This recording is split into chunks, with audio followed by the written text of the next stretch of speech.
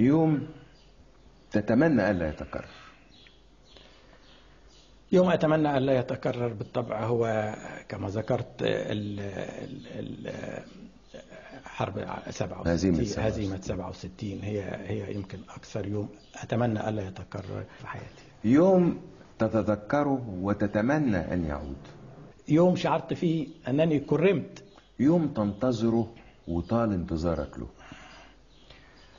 أنتظر اليوم الذي نرى فيه مصر وقد حصلت على ديمقراطية كاملة، عندما يستطيع الشعب وكل فرد من هذا الشعب أن يشعر بالانتماء الكامل، عندما يكون كل فرد في العالم في مصر يشعر أنه لديه الحد الأدنى الذي يكفل له الحياة الكريمة.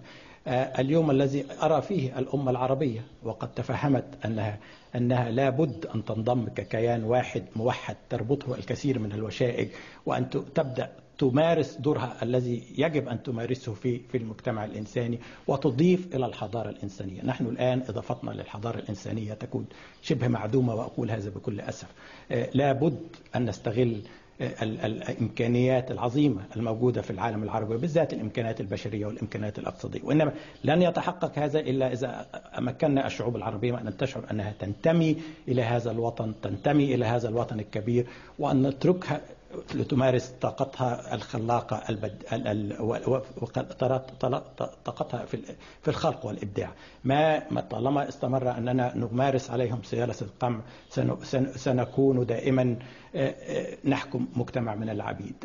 ما لابد أن نرى اليوم الذي يكون الشعب يرى في الحاكم وكيلا له وليس جلادا له.